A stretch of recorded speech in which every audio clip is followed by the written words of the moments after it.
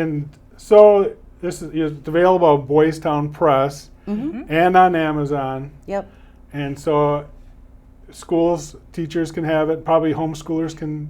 Sure. Absolutely. Absolutely. The lessons are only available on Boys Town Press. Because it's all digital. Oh, yes. So you end up getting a number when you purchase it. Okay. And so how can teachers use it in the classroom? And you can provide support, right?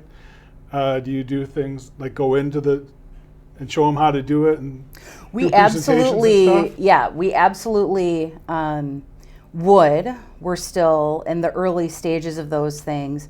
But how it's supposed to work is, because it was SEL, or social emotional learning, was moving to the classroom, the idea behind the anthology that was then that perhaps this book could be used for guided reading groups. So how, in other words, we're building SEL right on into that reading time.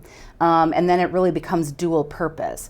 But the lessons were such that there's also a lesson where if I wanted to reference the book that we're reading in reading class during math or science, we actually did cross-curricular lessons too, so that if I'm a teacher and I'm reading the first story, which is The Pirate and the Inkblot, and we're reading that first story and we're doing that in reading, but I want to continue the conversation, I have lessons that fit in other curricular areas so that I can continue the conversation, frankly, all day if I wanted to, or at least certain points of it. So that was a big key. That's how we really see it.